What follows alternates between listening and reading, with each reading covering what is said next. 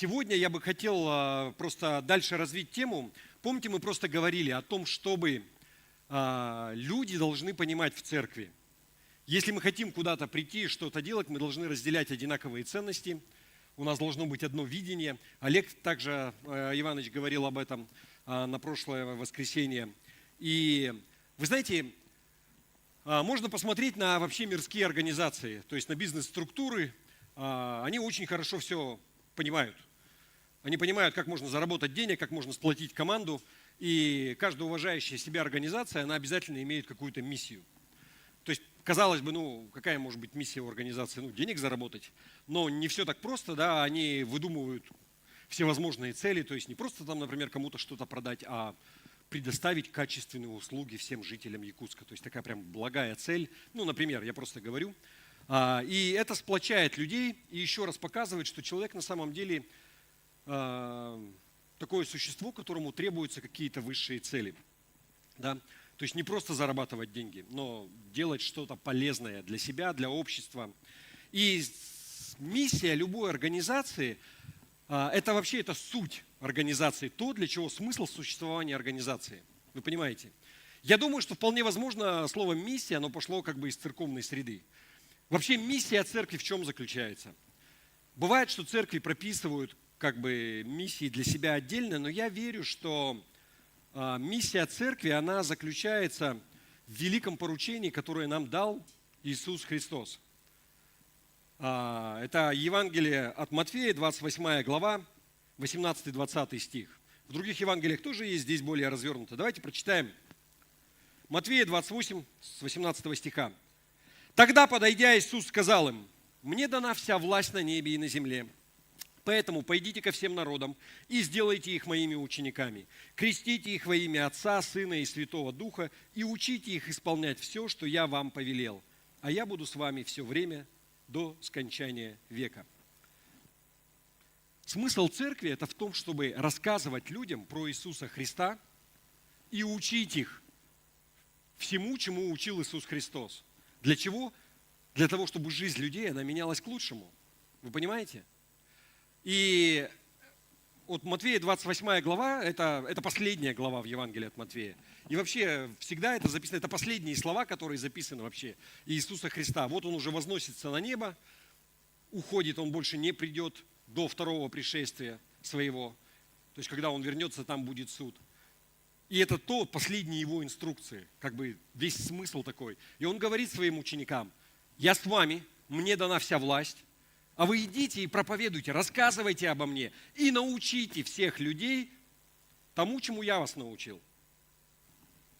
Я верю, что это великое поручение церкви. И я верю, что это миссия также нашей церкви «Краеугольный камень» города Якутска.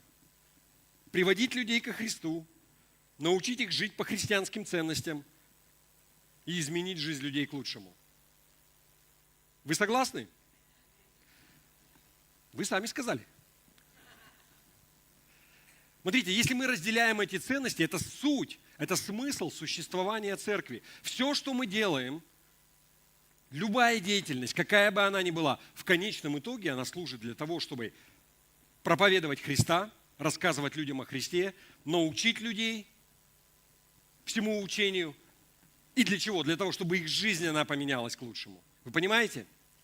В этом вся суть и как бы весь смысл. Но если с миссией все понятно, то кто-то может сказать: зачем еще видение и ценности? Вы знаете, просто на самом деле вот к этой миссии, к этой цели можно идти разными способами. И может быть, кто уже давно в церкви, вы видели, что и деноминаций много, христианских, и православных, и протестантов на каких только не существует, всяких разных, и баптисты, и католики, и так далее, и так далее. Миссия одна, да, они все проповедуют Христа распятого. Бывает, когда совсем там какие-то завихрения, там люди в политику уходят, еще куда-то непонятно во что-то. Это не наш путь. То есть мы к этому не призваны. Церковь существует для того, чтобы проповедовать Христа. Но способы донесения, да, они могут быть разные. Поэтому вот одно из видений, одно из ценностей, которое я обращал внимание, первое, это церковь любви. Нам важно достичь это, нам важно донести Евангелие, но то, как мы это делаем в процессе, мы не забываем. В нашем общении Иисус что сказал? Потому узнают, что вы мои ученики, что будете иметь любовь между собой. Как этот мир он узнает? Как мы будем проповедовать, если мы грыземся, как собаки? Кому нужна такая церковь, вы понимаете? Если нет уважения, если одни угнетают других. Поэтому, я уже не буду второй раз проповедовать, в прошлый раз я говорил, если вы не это, но мы какое-то время будем повторять вот это. Почему? Потому что я увидел, что это важно, чтобы каждый человек в церкви, он понимал и помнил, есть миссия, и миссия заключается в том, что мы призваны проповедовать Евангелие. Мы не делаем другого, мы не занимаемся политической работой, мы не занимаемся социальной, вернее, мы можем заниматься социалкой. Мы помогаем людям, да, и это важно, и Бог, Он также про это говорил, но вся суть все равно церкви, она в проповеди Евангелия, вы понимаете? Это основная, это суть, это смысл существования церкви. Все остальное, оно уже вторично.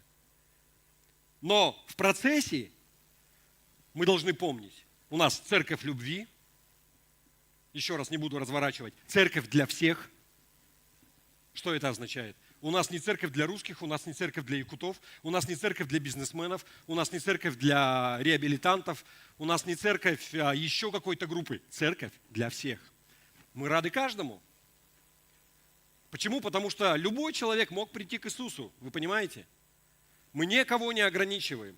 Дальше у нас церковь развития. Что это означает? Мы верим, что каждому человеку Бог дал какой-то дар. Нет такого, чтобы у человека не было какой-то способности, которой нет у кого-то другого. И мы верим, что церковь – это то место, где ты можешь развивать свой дар. Ты можешь служить этим.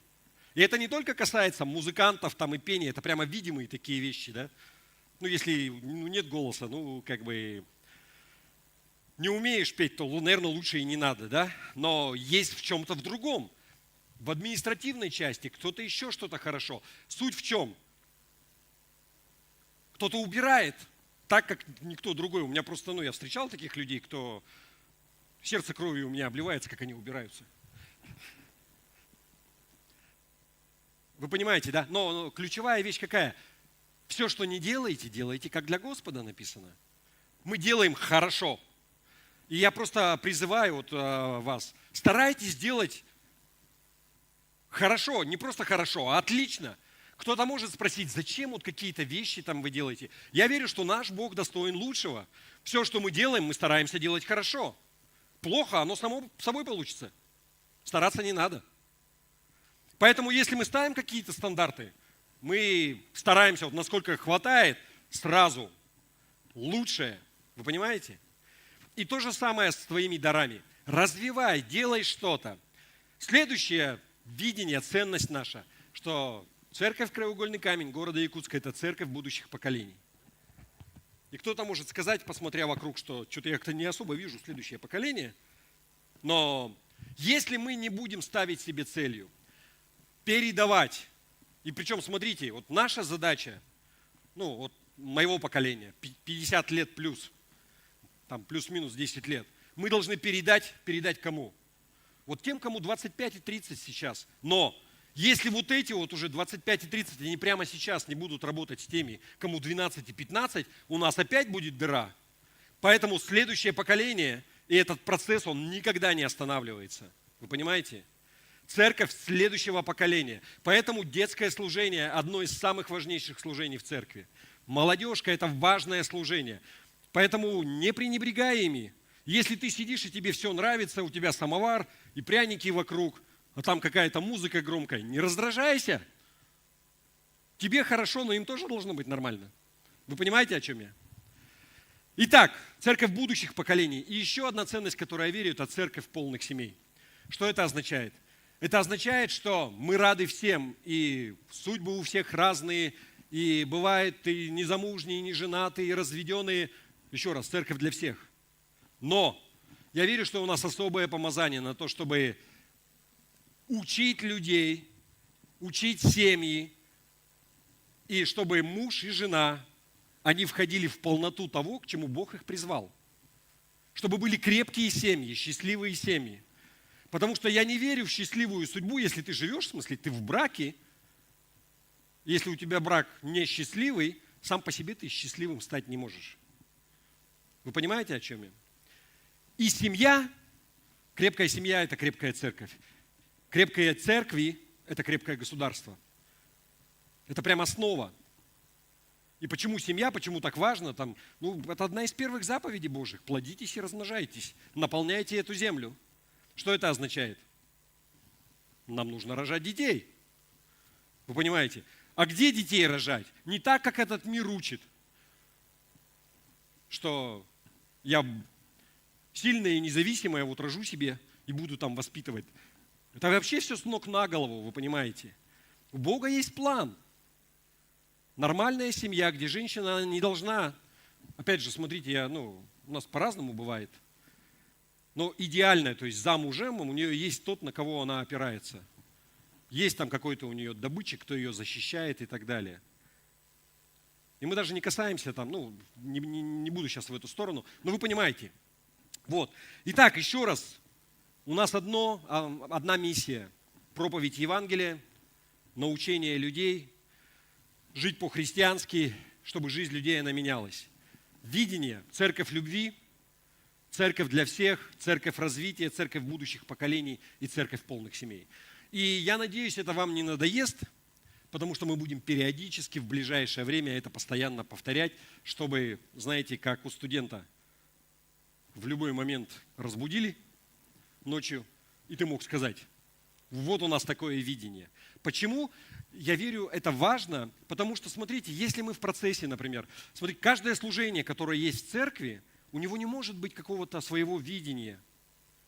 Видение, оно в церкви одно, и у каждого служения оно одно. Поэтому в каждом служении это церковь любви.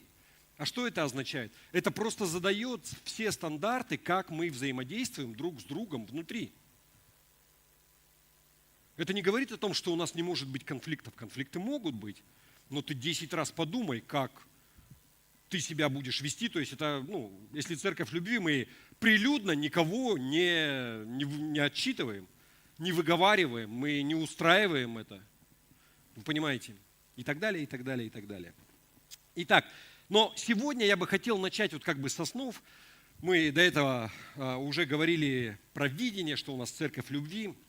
И как-то проскочили миссию, хотя миссия это вообще основное. Еще раз. Миссия церкви – это то, о чем мы сегодня будем говорить. И миссия церкви в городе Якутске, еще раз, рассказывать людям об Иисусе, если простыми словами, учить людей тому, чему учил Иисус, чтобы жизнь людей, она менялась к лучшему. И я проповедь назвал «Расскажи свою историю об Иисусе». Потому что я верю, что каждый человек, он призван вот к этому. Идите научите, это не просто абстрактная какая-то церковь, группа людей, но каждый человек, он призван свидетельствовать об Иисусе Христе. У кого-то ярко выраженный дар, у кого-то прямо хорошо получается, у кого-то хуже. Но мы всегда должны быть готовы дать отчет о своей вере. Если тебя кто-то спросит, а куда ты ходишь, что ты там веришь, а что вы там делаете, ты должен быть готов не бояться и рассказать. Аминь.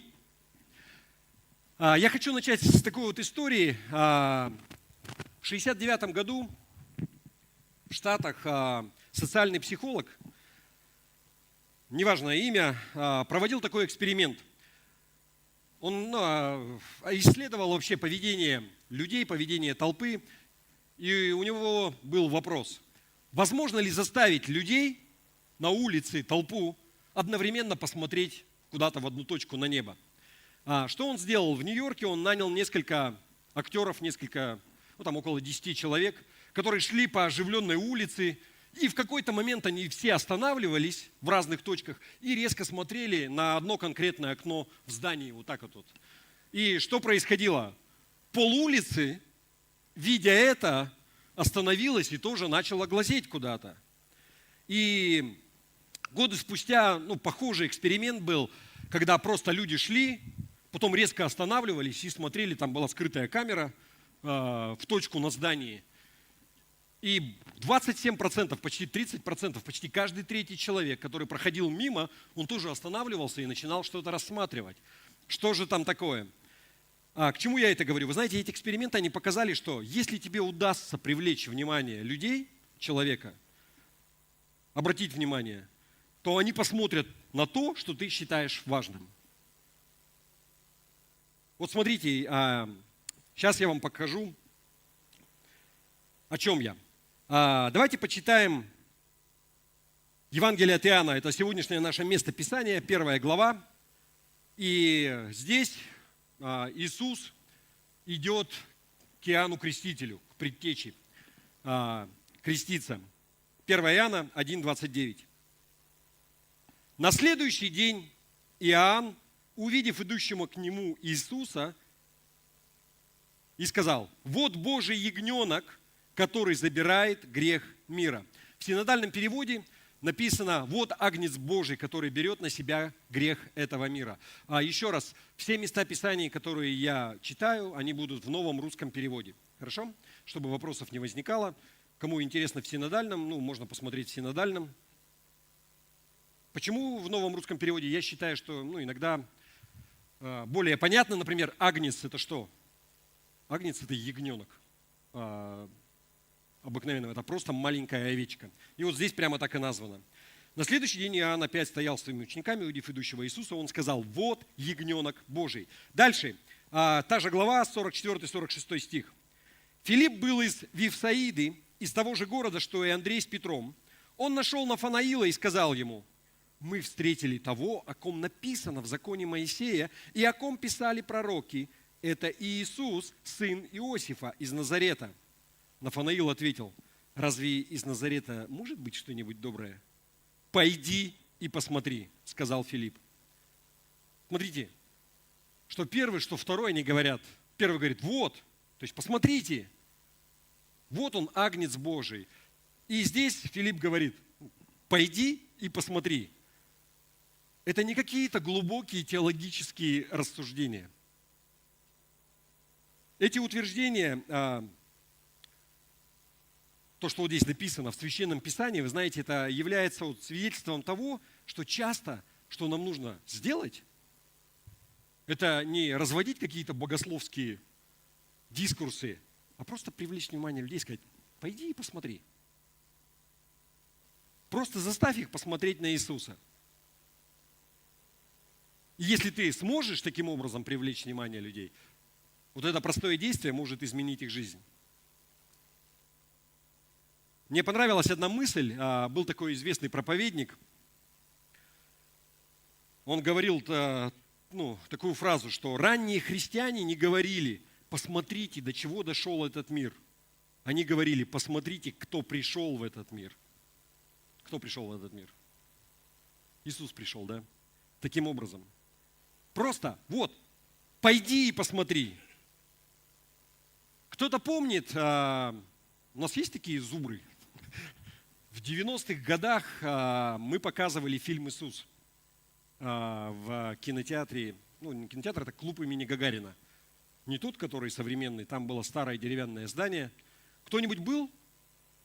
Сава был. Ого. Саша был. Сашу я помню. Смотрите, вообще на самом деле этот фильм его сняли в 1979 году.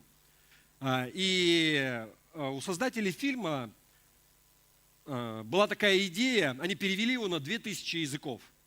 И в 80-х годах вообще просто была такая кампания, опять же, кто-то вкладывался в это, вы понимаете, деньгами, по всему миру возили, в Африке, в Европе, в Америке показывали. И это был просто простой пересказ Евангелия от Иоанна. Снято, как по мне, с художественной точки зрения не очень хорошо. В том смысле, что как-то игра вот актеров. Знаете, вот как Мел Гибсон позже снимал там фильм про Христа «Страсти Христовы». Как бы и камера, и так далее. Здесь было все попроще. В смысле и съемки, и вот такое прямо, как не то чтобы детский спектакль, какое-то меня лично чувство тогда, вот я в 90-х был помоложе, лично меня, как-то я вот смотрел, я уже знал просто Евангелие, и я вот смотрел, думаю, не знаю. Но суть в чем? Вы знаете, были невероятные результаты вообще. Я в Якутске видел. Вы помните, что вот просто пришли люди, посмотрели, никому ему никто ничего не говорил. Потом призыв к покаянию, и они каялись. И просто десятки людей. А по всему миру, знаете, я просто смотрел, был такой журнальчик Reader's Digest, даже у нас одно время когда-то на русском выпускался. Результаты по этому фильму, даже в христианских странах, в Норвегии был один там человек такой, экстремист-нацист, взорвал центр там какой-то ну то есть в прямом смысле взорвал бомбу. Его не могли нет, он пришел с повинной после этого фильма в полицию, сдался. В Америке человек после просмотра, он ограбил банк, украл не так много, там 25 тысяч, но у полиции не было никаких следов. После просмотра фильма он обличаемый, он пришел. И адвокат на суде говорил, что вот он был обличаем, посмотрел фильм и решил добровольно прийти и сдаться. Удивительные вещи. Почему эти люди исповедались? Почему они приняли решение изменить свою жизнь? Они пришли и увидели историю Иисуса. И это изменило их жизни. Вопрос, что такого в христианстве, что меняет людей? Что такого есть, что переворачивает жизни людей? Смотрите, это не звук, это не свет, это не какая-то там группа прославления или еще какие-то. Вся суть – это Иисус. Без Него вообще ничего. Смотрите, все мировые религии, они учат. О чем? Что? Если ты, такой негодник, приведешь свою жизнь в порядок, то тогда Бог тебя примет. Он полюбит тебя. Вы понимаете? Везде. Любая религия, она говорит, что давай вот там достигни какого-то там совершенства, и тогда Бог, Он тебя примет. Но чему нас учит Библия, чему учит христианство? Ефесянам 2 глава, 3-5 стих. Мы все когда-то были такими и поступали по своим природным желаниям, следуя своей похоти. До этого перечисляются всевозможные люди, кто не наследует Царство Божие в предыдущих стихах. Здесь говорит, вы все такие были. Нас, как и всех остальных, ожидал Божий гнев. Но Бог, богатый милостью, проявил такую огромную любовь к нам, что нас, хотя и мы были мертвыми из-за наших беззаконий, оживил вместе со Христом.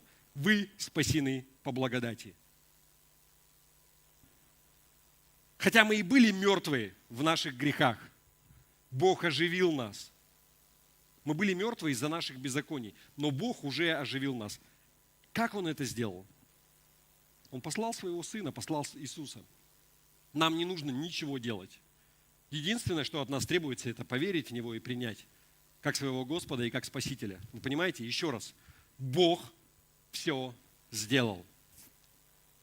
Ты сам не можешь заслужить, ты не можешь быть достаточно хорошим. Все, что нужно принять, это Христа принять.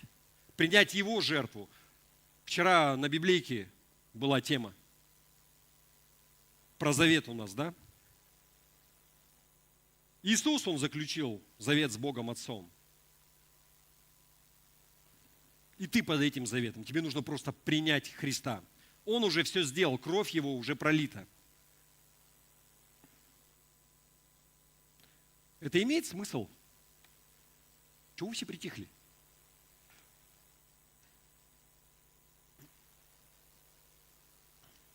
В смысле, это хорошо, конечно, что никто не храпит и не разговаривает, но просто, если вы иногда будете на что-то реагировать, тоже будет здорово. Я хочу вам такой пример рассказать, чтобы, такую иллюстрацию привести для этого. Взрослый мужчина за 50 приезжает навестить свою дочь, которая живет отдельно, у нее своя семья, приезжает на праздники, ходит там по квартире, по дому, слышит, в зале плачет его единственный внук. Просто разрывается. Он туда заходит, и вы знаете, манежи есть детские. Он стоит в манеже, сам вылезти не может, глаза красные, щеки красные, слезы крокодилии льются. И он дедушку увидел, руки тянет и такой: деда, вытащи меня. Вопрос, какой дедушка может устоять, да? Против этого. Он подходит к манежу, наклоняется, и тут заходит его дочь, то есть мама ребенка. И говорит строго: так, молодой человек, вы наказаны. Папа, оставь его там. И уходит из комнаты. И этот мужчина стоит где-то, что делать? У него сердце разрывается. Если он оставит своего приятеля там, то как предатель, дед ушел. Но он не хочет вмешиваться в воспитание дочери. То есть у него какие-то там дисциплинарные меры. И он стоит и уйти не может, просто так оставив его. И непонятки. И тут ему приходит в голову идея: если я не могу его достать оттуда, тогда я заберусь туда к нему. И он просто садится с ним там. Что я говорю? Вы знаете, я хочу, чтобы вы понимали, это наглядная картина того, что сделал Иисус. Он забрался к нам в этот мир вместе с нами. Мы не заслуживали небес, но Иисус, будучи Богом во плоти, пришел на землю, чтобы стать точно такими же, как мы. Он принял образ обыкновенного земного человека, хотя у него он Бог всемогущий, понимаете? Но принял тело смертного человека, чтобы мы поняли, как сильно Бог, Он любит нас. Кто-то сказал об этом следующим образом: Иисус устал и хотел пить, как и мы. Кому интересно, Иоанна 4,67 можно посмотреть. Он скорбел и плакал, как и мы. Имеется в виду, как обыкновенные люди. Иоанна 11 глава, 33-35 стих можете посмотреть. Он был искушаем, как и мы. Евреям 4 глава, 15. Он страдал и умер так же, как и мы. Иоанна 19 глава, 28-30 стих. Вопрос. Как мы знакомим людей со Христом, с Иисусом? Что я хочу сказать? Нужно ли нам понимать какие-то глубокие теологические доктрины? Или обладать еще какими-то особыми знаниями? Нужно ли нам проучиться на библейской школе 2 или 3 года? Или в семинарии, чтобы сделать все правильно? Еще раз, не поймите меня неправильно. Очень полезно учиться. И чем больше ты знаешь об Иисусе и о Библии, точно плохо не будет.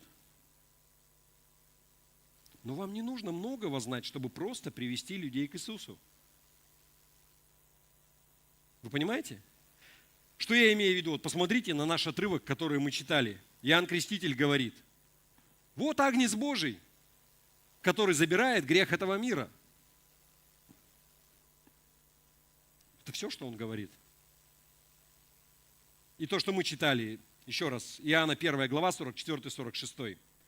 Филипп был из Вифсаиды, из того же города, что Андрей с Петром. Он нашел Нафанаила и сказал ему: мы встретили того, о ком написано в законе Моисея и о ком писали пророки. Это Иисус, сын Иосифа из Назарета. Нафанаил ответил: разве из Назарета может быть что-нибудь доброе? Пойди и посмотри, сказал Филипп. Он не начал ему приводить теологические доктрины. Он не начал ему ничего доказывать. Вот давай я тебе сейчас покажу, вот там места Писания, и вот это вот то, что он сделал, и то, что он сейчас говорит. Вообще никаких дискуссий. Он говорит: просто иди и посмотри.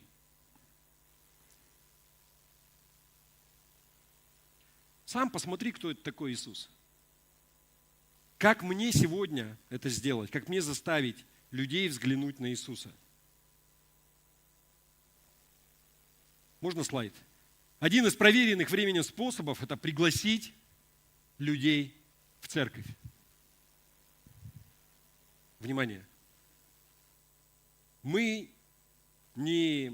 Наша цель, мы не приглашаем для того, чтобы наполнить церковь. Мы приводим людей не в церковь, мы приводим людей ко Христу. Но то место, где они могут познакомиться с Ним, где они могут увидеть, это церковь. Вы понимаете? Здесь есть важный момент, что нужно делать. Знаете, как вот в Деяниях написано про первую церковь, что они там пребывали в учении апостолов, в преломлении хлеба, в изучении слова, а Господь прилагал к церкви. Помните такое? Бог прилагает к церкви, и это однозначно, но нам нужно быть очень внимательными так, чтобы не встать на пути и не мешать Богу, и не отвлекать внимание от Бога. Приди в церковь и посмотри на Иисуса. Не на наших звезд, которые у нас там есть и звездят. Все они такие там в служении. Что я пытаюсь сказать? Смотрите, вот есть такое место Писания, вот 1 Коринфянам. И как-то его часто обходят, но по всей видимости, здесь напрямую не говорится, но был конфликт в церкви в Коринфе. И, по всей видимости, он произошел из-за тех людей, у которых был один ярко выраженный дар духовный, который они получили, и они, как там у нас епископ говорит, блестели чешуей, да, как бы показывали. И это довольно яркий дар, дар говорения на иных языках. И, по всей видимости, те, кто говорили на иных языках, чувствовали, что, этот дар делает их более важными, чем те люди в церкви, кто не говорят на языках, например, да? И Павел здесь вносит ясность и говорит, что всему есть свое время и место. Давайте прочитаем 1 Коринфянам, 14 глава, 18-20 стих. Павел пишет: «Я благодарен Богу, что говорю на языках больше всех вас. Но в церкви я лучше скажу 5 понятных слов, которые послужат для наставления другим, чем 10 тысяч слов на незнакомом языке. Братья, не будьте детьми по уму. В отношении к козлу будьте младенцами, а по уму будьте взрослыми». Вот здесь последняя фраза, вот казалось бы, к чему это? Он говорит, просто мыслите трезво. Еще раз он говорит, что я не говорю, что нельзя говорить на иных языках и так далее, но если вы в собрании, церковь, она не назидается вообще никак. Я лучше 5 слов скажу с пониманием, чем вот встану и весь такой, я крутой. Дальше он поясняет еще, я тут кое-что упускаю, но смотрим, та же глава, 1 Коринфянам, 14 глава, 23-25 стих. Он пишет: «Поэтому, если вся церковь соберется, и все будут говорить на языках, и зайдут люди, несведущие или неверующие, то не скажут ли они, что вы беснуетесь?» Он о чем здесь говорит? Вот вы собрались в церкви в воскресенье, и там все на языках, все чешуей блестят. И к вам заходит человек, который первый раз пришел. Что он скажет? Он скажет, что у вас у всех кукуха поехала. Одержимые какие-то, непонятно, что с ними. Но если зайдет неверующий и несведущий в то время, когда все пророчествуют, то он всеми будет обличаться в грехе и всеми будет судиться. Это я дальше читаю. «Все тайные помыслы его сердца станут явными, и он, павший ниц, поклонится Богу и воскликнет: среди вас действительно присутствует Бог. Что же, братья, когда вы собираетесь вместе, и у каждого из вас есть или псалом, или наставление, или откровение, или слово на языках, или толкование сказано на языке, то пусть все это будет, внимание, для назидания церкви». Вот все, что мы делаем, оно должно служить для назидания. Церковь – это место любви. Если что-то мы делаем, и это служит причиной раздора, возникает вопрос: а может быть и не стоит этого делать? Вы понимаете? Все пусть будет для назидания церкви. Пусть оно назидает церковь, назидает людей, пусть это идет на пользу. Дальше. Если кто-либо говорит на языке, то пусть говорят 2 или самое большее 3, и при этом по очереди, а один пусть истолковывает. Если же толкователя среди вас нет, тогда в церкви молчи, а говори лишь себе и Богу. Дальше. В самом конце он подводит итог. 1 Коринфянам, 14 глава, 39-40 стих. «Итак, братья, стремитесь к тому, чтобы пророчествовать. Но не запрещайте говорить и на языках. Внимание, и вся суть. Но все должно совершаться пристойно и соответствовать порядку. Поэтому если ты такой, у тебя дух тебя ведет, и у тебя такие порывы, и к тебе приходит человек из службы порядка и тебя как-то поправляет, не бей его сразу и не расстраивайся так сильно, потому что все должно совершаться пристойно и соответствовать порядку. Это не умаляет твоего духовного дара, но всему есть свое место и время. Это просто пример, смотрите. Я что хочу сказать вообще в контексте того, когда мы приводим людей в церковь. Если мы правильно строим церковь, если мы не отвлекаем внимание людей на себя, а мы позволяемся увидеть им Иисуса, то тогда церковь, она будет расти. Тогда люди, они преклонятся перед Иисусом. Но если ты захочешь показать себя, какой я крутой, во-первых, люди, они не дурачки, они все видят, я тебе скажу. Может быть, не сразу, но всем все понятно, у кого какие мотивы, как правило. Просто уйди с дороги, тогда посторонние, которые придут в церковь, они увидят Иисуса, они не увидят нас. В этом вся суть, что мы пытаемся и создать на воскресном служении. Смотрите, как мы говорили, что одно тело, разные члены и разные дары. И нет какого-то большего дара, меньшего дара. Каждый в меру своих способностей. Кто-то не может петь, но я могу проповедовать. Означает ли это, что я хуже, чем Вячеслав, который умеет играть? И не хуже, и не лучше, у нас дары разные, вы понимаете? Или те, кто служит там в гардеробе. Вы понимаете, что мы все создаем одну церковь, одну атмосферу. И если не будет, например, кто-то выводить слайды, церковь будет страдать. Если кто-то не будет свет включать, выключать вовремя или там какие-то вещи, опять же все пойдет не так. Поэтому наша задача максимально сделать, чтобы вообще ничего нас не видно было. Но чтобы человек пришел, и он был обличаем Христом, чтобы он получал прямо, ничто не мешало ему слышать Бога. И поэтому каждое служение, оно важно. Но мы все вместе создаем атмосферу. Мы все вместе это делаем. Вы понимаете? У каждого просто разные задачи. И если мы не тянем одеяло на себя, посмотрите, какое у меня служение важное. Если руководитель службы порядка или гостеприимства, он не привлекает на себя внимание, посреди проповеди тут не ходит и людей не пересаживает с места на место. Или еще что-то такое какое-то, суету наводит. Его не видно. Но он учтиво всех уже посадил, со всеми пообщался. Вы понимаете, про что я?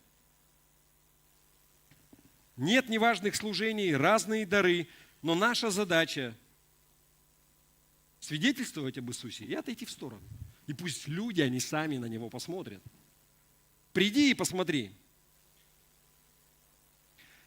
Еще одна вещь, которую я усвоил из сегодняшнего отрывка, который мы читали. Нам нужно помнить, что мы живем сейчас. В современном мире мы не живем 2000 лет назад, во времена Иисуса. Нам нужно встречаться с людьми там, где они живут. И общаться с ними на том языке, на котором они говорят. Что я имею в виду? Иоанн Креститель, то, что мы читали, это местописание, он говорит, вот ягненок Божий, или вот агнец Божий в синодальном переводе. Что я хочу сказать? Иоанн делал это в Израиле. В Израиле было какое общество? Там все верили в Бога.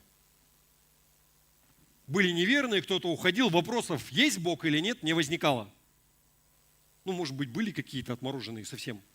Но я сомневаюсь, да? У нас сейчас проблема в чем? У нас полно атеистов. У людей вообще вопрос, есть ли Бог.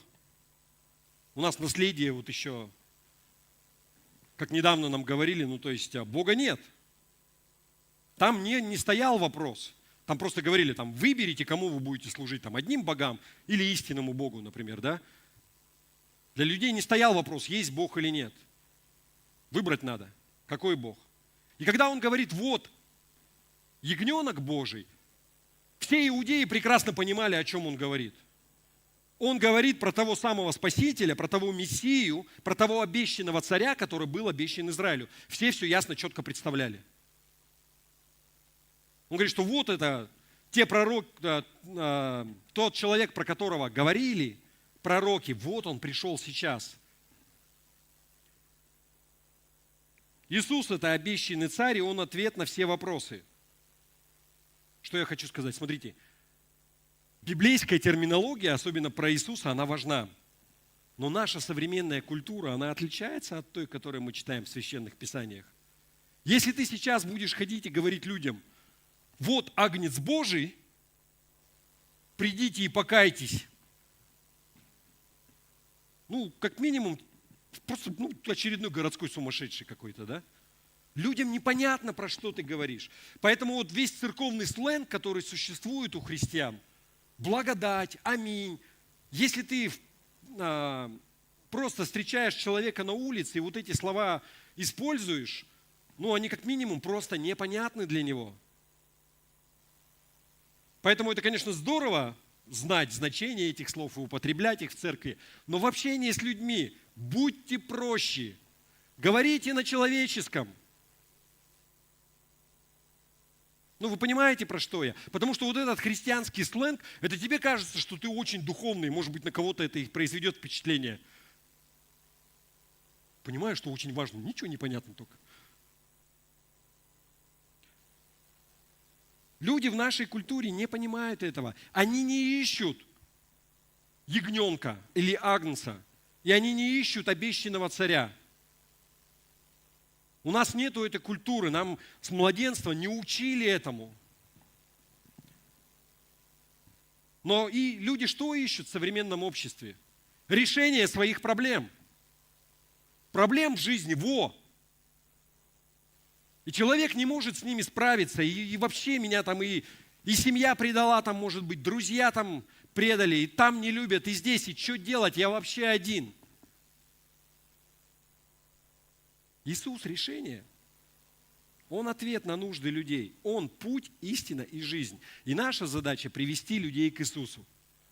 Не решать за них эти проблемы, но показать им тот, кто может это сделать. И ты понятным языком и объясняешь, что есть путь, есть решение, есть тот, кому не безразлично, есть тот, который уже все совершил и все сделал. Приди и посмотри, попробуй. Не получится, всегда можешь дальше идти. Поэтому избегайте христианского жаргона. Еще раз слайд можно, да? Говорите с людям на понятном языке. Хочу такую иллюстрацию привести.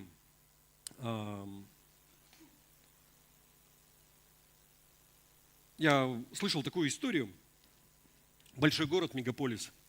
И один пастор, он рассказывал, как они со своей женой пошли в продуктовый супермаркет. Большой. В Якутске таких нет. Вы знаете, как типа Ашаны какие-нибудь. Уже вечер, они куда-то торопились на какое-то служение, и потом, нужно было купить просто хлеба и молока. Больше ничего. Они зашли, взяли хлеб, взяли молоко, подходят к кассам, там коллапс.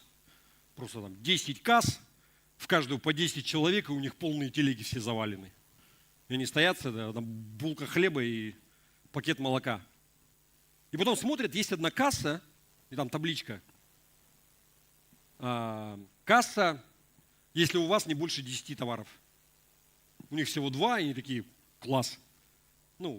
Туда, в эту кассу встают, то есть там везде такая толпа, а перед ними всего там 2 человека, первый уходит, потом подходит какая-то женщина, и тут начинается. Она сначала не может найти карточку этого магазина полчаса.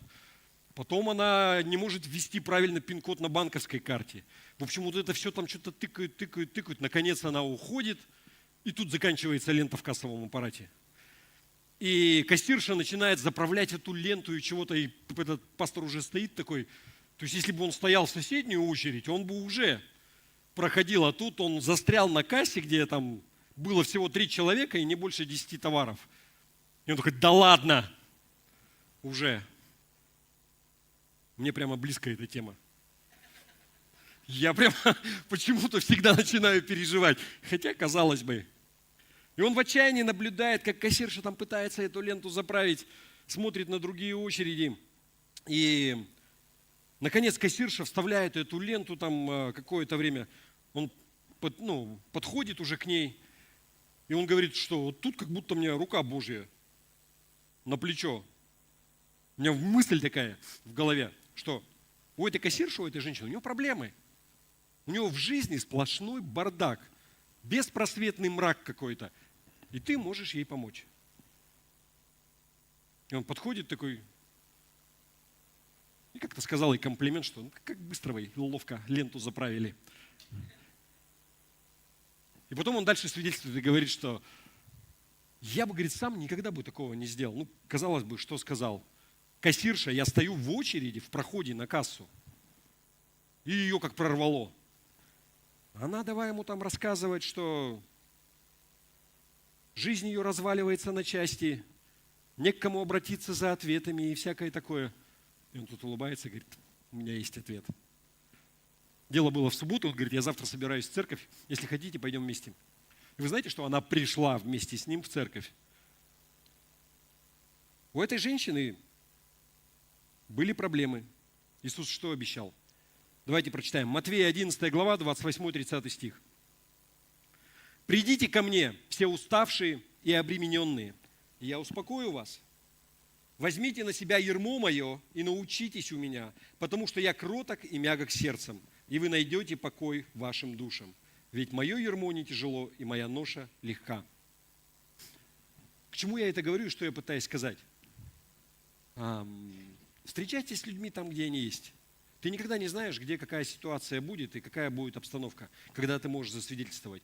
Просто нет какого-то такого священного места, где вот мы говорим, а где-то здесь, я сейчас тороплюсь, у меня жизнь своя, и как бы, Господи, сори. Расскажи им об Иисусе, у которого есть ответы на их нужды. Об Иисусе, который заботится о них. Об Иисусе, который может дать им мир в их сердцах и успокоение для их душ. Аминь. Еще раз. Мы говорим с людьми там, где они есть. Мы говорим с ними на понятном языке. И мы что делаем еще? Просто своими словами. Нам не нужно думать, что у меня недостаточно образования, что я вот закончу библейку, весна настанет, пастор Аллан приедет, и потом у меня будет сила. Нам не нужно иметь образование для этого. Часто просто то, что нам нужно, это сказать своими словами. Я искренне верю, что прошло то время, когда вот были лозунги всякие. Часто это просто наша жизнь, свидетельство. Люди просто смотрят. Слушай, у Васи-то все поменялось? Жизнь-то налаживается? Знаете, я хочу вот тоже пример привести. Вот здесь Саша сидит, Пшенников. У меня всегда были вопросы. Как? Потому что вот сейчас я с ним, общий язык нахожу, все прекрасно понимаю. Но когда вначале мы познакомились, мне нужен был переводчик. Потому что я иногда не понимал, про что Саша говорит. Он то есть раз там где-то какая-то мысль, и такой, что это было? И при всем при этом он столько людей в церковь приводил. И у меня всегда возникал вопрос, как? То есть не было никакого теологического образования, никаких-то... И там, знаете, вот там с работы, где-то работает, там оттуда кого-то притащил, там сварщика притащил какого-то, у нас потом пастором здесь стал Александр Житков. То есть, понимаете, вот еще кого-то. И вот просто ярчайший пример, что, это просто вот яркий выраженный дар, вот евангелиста. Потому что я не понимаю, как так возможно. Я там пытаюсь что-то объяснить, что-то умничаю, и люди уходят, и как бы... Вы понимаете? У каждого свой дар, но нам не нужно стараться, вот что есть, то и делаю. Понимаете? Не надо умничать. В заключение я бы хотел сказать, знаете, я уже заканчивал, можно попросить волшебные клавиши на красном пианино понажимать? Я уже как-то говорил, может быть, кто-то из вас, кто смотрит YouTube, вы видели, были, потому что даже на русском языке был такой человек, уже был, можно сказать, Чарли Кёрк в Америке. Я как-то говорил про него. Кто-нибудь знает? Кто знает? Кто видел хоть один ролик? Ну, несколько человек, больше молодежь. Хотя не все, но... Смотрите, он такой был прямо апологет христианства. Что я подразумеваю? В Ютубе, особенно в шортсах, очень много роликов его, ну, на английском и часто переведенные даже. Он в свое время, на самом деле он говорит, что он в 18 лет поставил перед собой такую цель изменить представление американской молодежи о жизни, о морали и об Иисусе Христе. То есть этот человек, он прямо собирал большие площадки. Как правило, у него самая большая молодежная организация в Америке вот на данный момент. То есть там много всяких организаций существует, и вот христианская организация большая, это вот то, что он создал сейчас. Христианская в Америке. То есть, казалось бы, когда... И чтобы вы понимали, он ходил и проповедовал, и говорил всегда именно в колледжах. А колледжи, особенно, ну, есть там такая Лига Плюща, это все топовые вузы в стране. Они очень либеральные. Там это как рассадник такой, где ЛГБТ, сильные независимые женщины и вот это вот все. Вся повестка, которая есть на Западе. И он просто в открытую, он ставил микрофон на студенческих площадках и, как правило, приглашал кого-то, ему там говорили что-то там, например, про аборты, что это право женщин там и так далее. И он потом просто здраво, очень уважительно из Писания просто показывал на самом деле истину. И обладал таким недюжим даром, прямо способностью именно оппонировать и приводить места Писания. Он просто разбивал своих оппонентов в пух и прах все время. И за это его просто ненавидели. Потому что он очень здраво все рассказывал и показывал. И вы знаете, что его застрелили публично. То есть это было одно из выступлений. Это было в наших новостях всех. И действующий президент Трамп, он это использует как такой вот инструмент для того, чтобы разделаться со своими политическими противниками. То есть там были такие похороны на национальном уровне. Президент был, оркестры, флаги национальные, чуть ли не там артиллерийские салюты и так далее. Его хоронили как национального героя. Но, знаете, одна из вещей, вот, которая произвела на меня впечатление, помимо вот его способности, его дара, все вот так четко говорить и показывать истину Божию. Вы знаете, он всегда начинал свои вот занятия со студентами или какие-то вещи, вы знаете, он не умничал, но он всегда показывал на Иисуса. Он всегда говорил, что есть Бог, есть Иисус, и у Него есть ответы на твои вопросы. Он не на себя, он никогда на себя одеяло не перетягивал. Вот что его отличало, он никогда не звездил. Есть звезда уже, он показывал на Христа, потому что он знал, что у Иисуса есть ответы на вопросы, которые нужны вот этим студентам, молодежи. И Иисус был самым важным человеком. И он хотел, чтобы слушатели его, они об этом знали. Он никогда не упускал вот этого. Какая бы дискуссия ни была, но он всегда держал это в фокусе. Есть тот, на кого я показываю, а сам отошел в сторону. Знаете, я смотрел одно интервью, он там говорил, что я понял, что было поставлено на карту в 5 классе. Я грешник, я эгоист, я сломлен.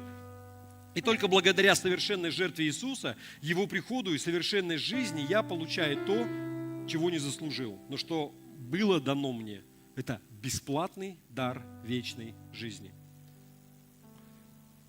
Вы знаете, удивительные вещи говорят, что после его смерти, после того, как вот его убили, его похоронили, говорят, его организация выросла. И она не просто выросла, но даже те люди, кто был вот в этой вот молодежной организации, студенческой, многие из них начали ходить в церковь. потому что они хотели увидеть того Иисуса, ради которого вот этот человек вообще все делал. Так свойственно, наверное, людям после смерти.